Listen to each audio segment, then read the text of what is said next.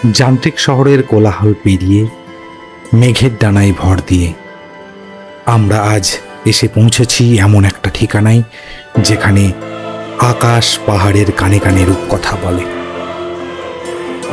বরফাবৃত চূড়া আর নীলচে জলের অভিসার দেখতে দেখতে মনে হয় সময় বুঝি এখানে এসে নিজের পথ হারিয়ে ফেলেছে।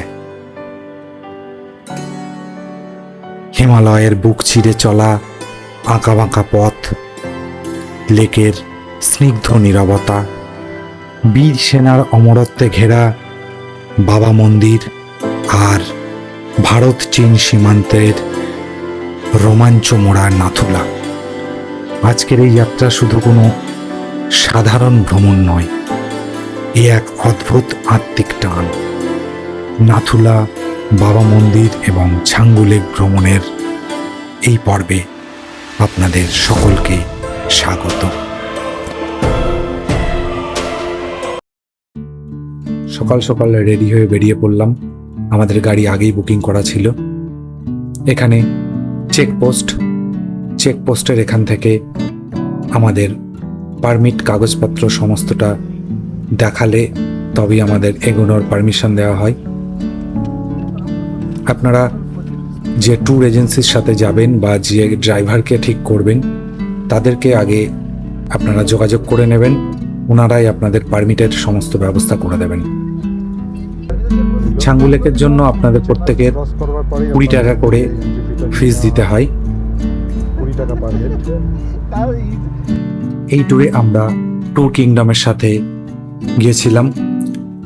খুব সুন্দর এক্সপিরিয়েন্স।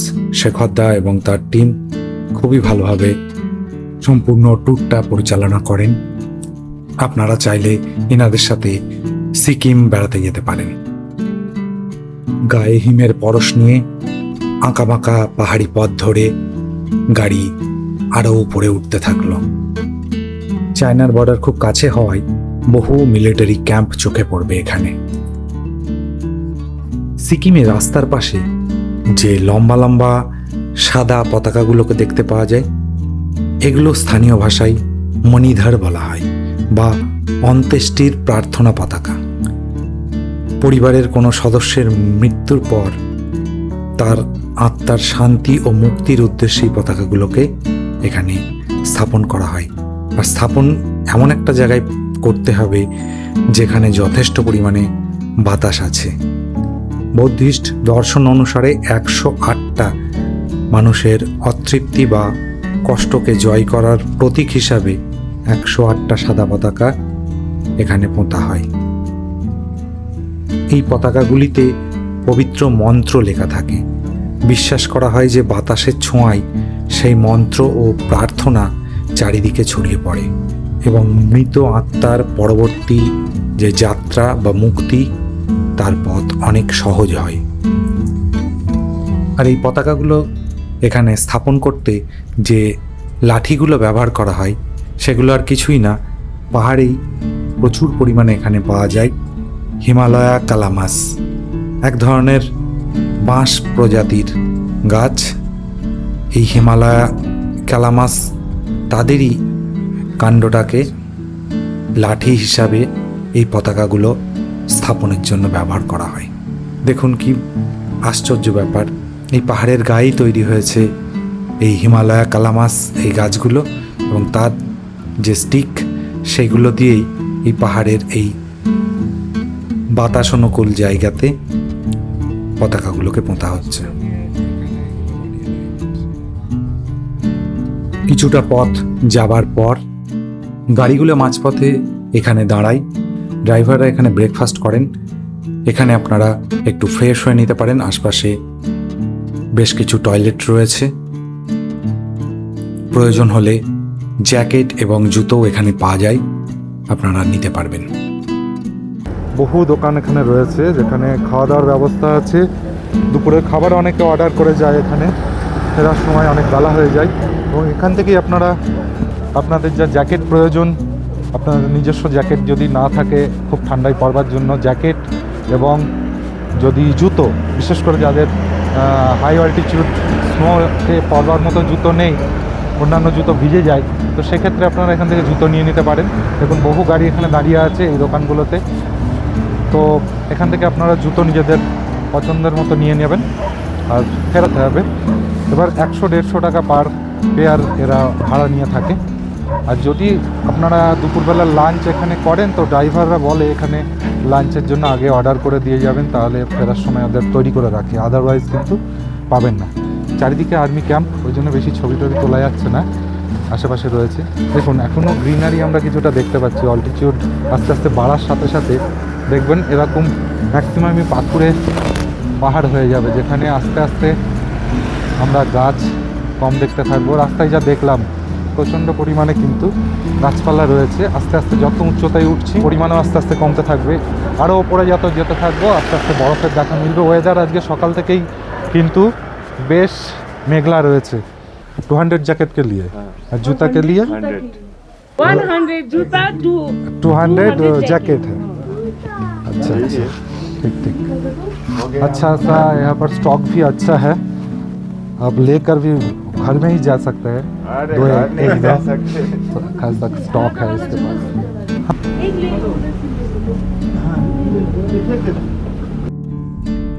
শীতকালে কিন্তু নাথুলার পথ বন্ধ থাকে। শীতের পর মার্চের প্রথম দিকে ফার্স্ট উইকে নাথুলা খুলে যায়। সোম এবং মঙ্গলবার এই দুদিন নাথুলা কিন্তু এমনি কোনোভাবে কোনো রকম ট্যুরিস্ট অ্যালাউ করে না।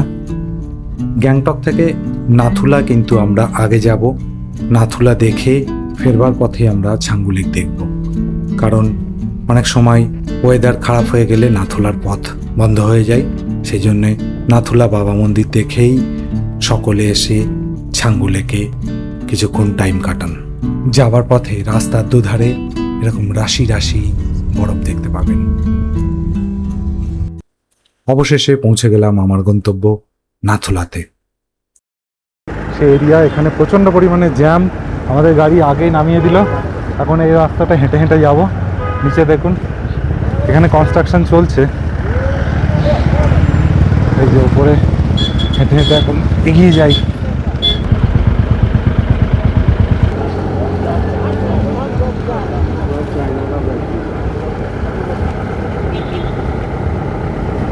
এই যে ইন্ডিয়ার সেনাবাহিনীর এখানে পোস্ট দেখা যাচ্ছে, পতাকা উঠছে, আর এইখান দিয়ে আমরা যাব। যাই, এগিয়ে যাই, সামনের দিকে সিঁড়ি রয়েছে, প্রচণ্ড জ্যাম রয়েছে সামনে। আস্তে আস্তে ঘড়িতে এখন 11:30 বাজে আর আমরা চলে এসেছি। সকাল থেকে কিন্তু কুয়াশা এবং মেঘে ভরা ছিল, এখন বেলা বাড়তেই আকাশ পরিষ্কার হয়ে গেছে। এইখানে দেখুন ক্রেনটা রয়েছে, কনস্ট্রাকশনের কাজও চলছে, দেখা যাচ্ছে নিচে হয়তো পার্কিং লট হচ্ছে বা অন্য কোনো স্ট্রাকচার চলছে। প্রচুর গাড়ি আসছে, আকাশ পরিষ্কার হয়ে গেছে, এগিয়ে যাওয়া যাক।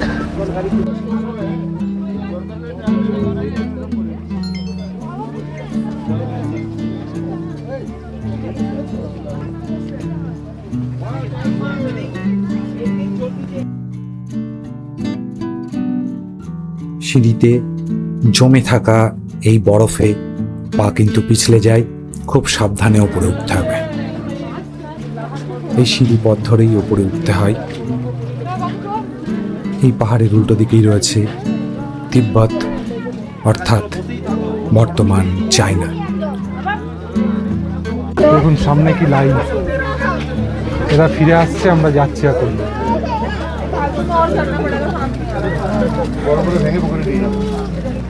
পা পিছলে যখন তখন পড়ে যাবেন, অবশ্যই ধরে ধরে এই রেলিং ধরে ধরে হাঁটবেন, আদারওয়াইজ পড়ে যাওয়ার চান্স খুব। এই যে এইখান দিয়ে গিয়েই একটু পরেই পাশেই রয়েছে আমাদের নাথুলা পাস, যেখানে চায়নার বর্ডার দেখা যাবে। ফটোগ্রাফি ওদিকে রেস্ট্রিক্টেড আছে, ওই জন্য এখান থেকে দেখিয়ে দিই। এখানে মাইন জোন আছে, এখানে যাওয়া মানা, মাইন বিছানো আছে কোথায়, সেটা ডেঞ্জার জোন বলে দেখানো আছে। এখানেও এই যে ভারতের পোস্ট রয়েছে, পতাকা দেখা যাচ্ছে, বর্ডার পোস্ট, আর এই জায়গাগুলো রয়েছে। শ্বাস প্রবলেম আছে একটা বা কোনো রকম অক্সিজেন প্রবলেম হয়, তারা এরকম আপনারা অক্সিজেন ছোটো ক্যানগুলো নিয়ে আসবেন, সেটা ইউজ করে নেবেন, কোনো প্রবলেম হবে না। তাহলে আমি ইউজ করে নিই, ওকে। একটা আমার কোনো অসুবিধা হচ্ছে না, গুরুদাম্বারে গিয়েও খুব একটা হয়নি প্রবলেম, তো এখানে কী প্রবলেম হবে। তো রয়েছে সিলিন্ডারটা, ক্যানটা ইউজ করি। দেখুন এখন কিন্তু সকালবেলা বহু মানুষ এসে গেছিলেন, এখন ভিড়টা একটু মনে হচ্ছে কম হয়েছে, তাও এখনো বহু মানুষ আসছেন। এই যাব আমি ওপরের দিকে উঠে, এখনো রয়েছি, বাইরে দাঁড়িয়ে রয়েছি। এইদিকে দেখুন দেখা যাচ্ছে চায়না পোস্ট, এই লেখা রয়েছে চাইনিজ ভাষায়। এই দিকটা চায়না, পাশে চায়নার একটা পিক দেখা যাচ্ছে বরফে ঢাকা, অপূর্ব সুন্দর, আকাশ পরিষ্কার। আর এই হচ্ছে একটা চায়না পোস্ট, এইগুলো চায়নার দিকে পাহাড়।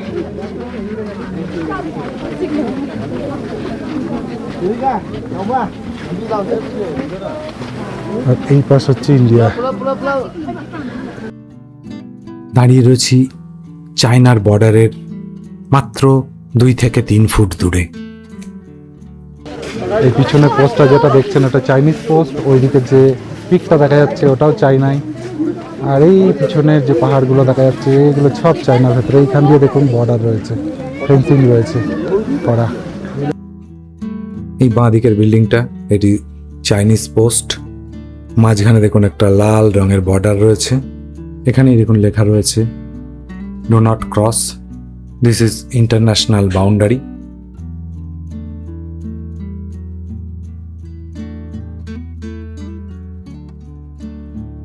আর এই দিকটা ইন্ডিয়ার।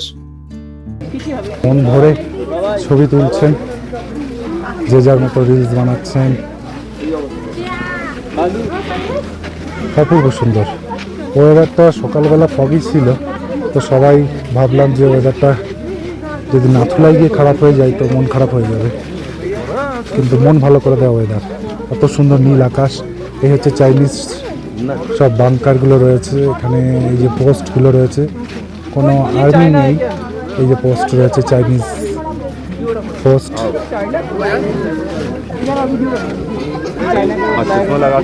লেফট সাইডের এই যে ইন্ডিয়ার পোস্ট, এই যে ওপরে দেখা যাচ্ছে এখনো পতাকা উঠছে একটা পোস্টে, এই যে এটা ইন্ডিয়ার ট্রাই কালার, ইন্ডিয়ার পোস্ট এখানে রয়েছে একটা পাহাড়ের মাথায়।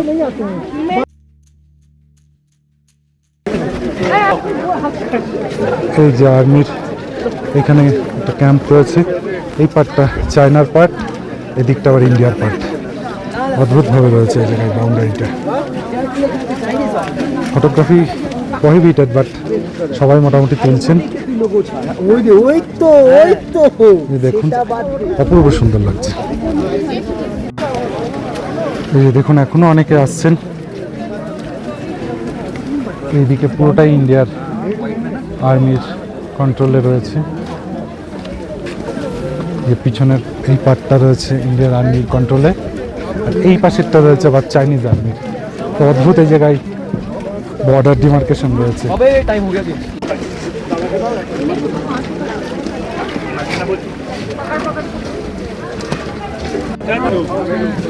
আর এখানেই সমস্ত ভিড় থাকে ছবি তোলবার। পাশেই দেখতে পাচ্ছেন একটি ভগবান বুদ্ধের স্ট্যাচু রয়েছে। আর এই রাস্তাটা ওপরে উঠতে উঠতে এইখানে গিয়েই শেষ হয়ে গেছে, কারণ এর পরেই রয়েছে পাহাড়টার ওপারেই চায়না। আমরা যেটা নাথুলা পাস বা যে পথটার কথা জানি সেটা কিন্তু এই পথটা নয়, সেটা আরেকটু নিচের দিকে আছে। সেখান দিয়ে কিন্তু বিভিন্ন সময়ে চায়নার সাথে ভারতের ট্রেড হয়। নাথুলা থেকে নিউ বাবা মন্দির আপনারা ঘুরে আসতে পারেন। দূরত্ব মোটামুটি 8 কিলোমিটার।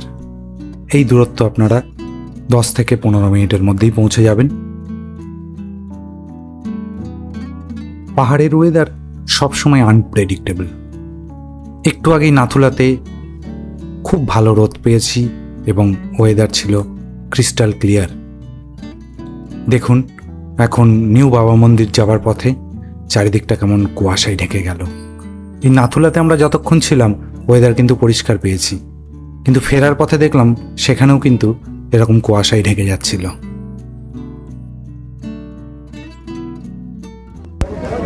ওয়েদারটা পুরোপুরি খারাপ হয়ে গেল। এখানে রোদ ছিল, এখন সেই এরিয়াটা পুরোপুরি একদম ফগে ঢেকে গেছে। পিছনে রয়েছে আমাদের নিউ বাবা মন্দির, আসুন সে ভেতরটা দেখে আসি। উল্টো দিকেই চোখে পড়ল বাবা হরভজন সিং এর একটি স্ট্যাচু।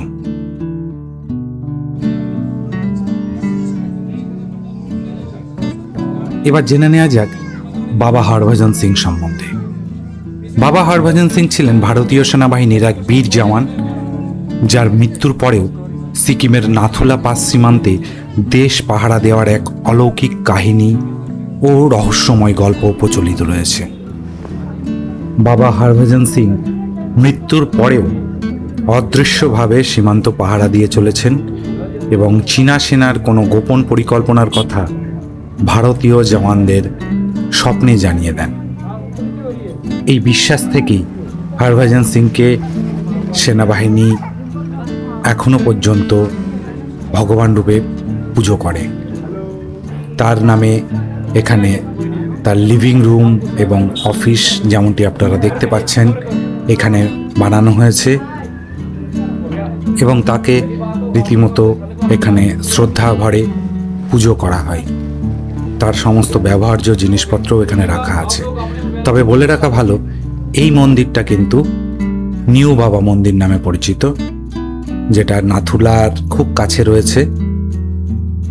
অ্যাকচুয়াল যে ওল্ড বাবা মন্দির সেটা কিন্তু এখান থেকে বেশ খানিকটা দূরে। বিশ্বাস যাই হোক না কেন, আপনারা নাথুলা বেড়াতে আসলে এই নিউ বাবা মন্দিরটা অবশ্যই দর্শন করে যাবেন। বহু মানুষ এখানে প্রতি বছর বেড়াতে আসেন, ভালো লাগে।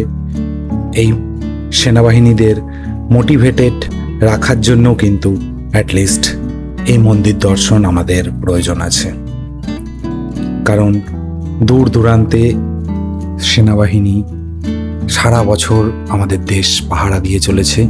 সেখানে ট্যুরিস্টরা যদি যায় তাদেরও কিন্তু মনোবল অনেকটাই বাড়ে। ফেরার পথে ঠিক করলাম ছাঙ্গু দেখে ফিরব, কিন্তু ওয়েদার দেখুন ক্রমশ আরো খারাপ হচ্ছে। এইখানে দেখুন ছাঙ্গু লেকের পাড়ে বহু মানুষ এসেছে, কিন্তু ওয়েদার এতটাই খারাপ হয়ে গেছে কিছু দেখা যাচ্ছে না আশপাশে। বহু মানুষ দেখুন ট্র্যাডিশনাল পোশাক পরে ইয়াকে চড়ছেন। দেখুন এখানেও কিছু বরফ পড়ে আছে।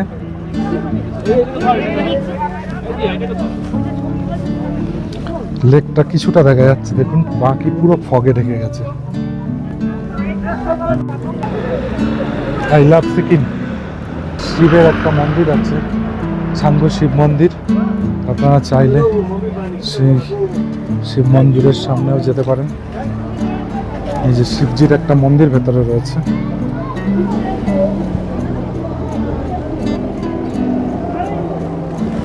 এখানে দেখুন বরফ পড়ে রয়েছে। ছাঙ্গু লেক কিন্তু সারা বছরই খোলা থাকে। আপনারা শীতের সময় এখানে এসে অনেক বরফ দেখতে পাবেন, কিন্তু নাথুলা ডিসেম্বর থেকে মার্চের প্রথম সপ্তাহ পর্যন্ত মোটামুটি বন্ধ রাখা হয় প্রচণ্ড তুষারপাতের কারণে। সেই জন্য যারা আপনারা সিকিম বেড়াতে আসবেন, যদি শীতের সিজনে আসেন সেই সময়ও কিন্তু আপনারা ছাঙ্গু লেক ভ্রমণ করে বরফের মজা নিতে পারবেন। আপনারা চাইলে এবার ইয়াকেও চড়তে পারেন, কিন্তু বার্গেনিং করে নেবেন।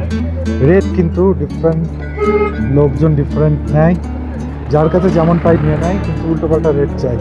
তো সেটা আপনারা কি ওদের সাথে কথা বলে নেবেন। আমার ব্যাড লাক, কিন্তু ছাঙ্গু লেক আপনারা শীতকালে গেলে খুব সুন্দর দেখতে পাবেন। চারিদিকে বরফ, অনেক সময় ছাঙ্গু লেক আপনারা পুরোপুরি একদম জমে যাওয়া অবস্থাতেও দেখতে পাবেন। পাশেই রোপওয়ে আছে, হাতে সময় থাকলে রোপওয়েও অনেকে চড়েন এবং এখান থেকে রোপওয়ে করে আপনারা উপরে পাহাড়ে গিয়ে সেখান থেকে ছাঙ্গু লেক দেখার মজাই আলাদা।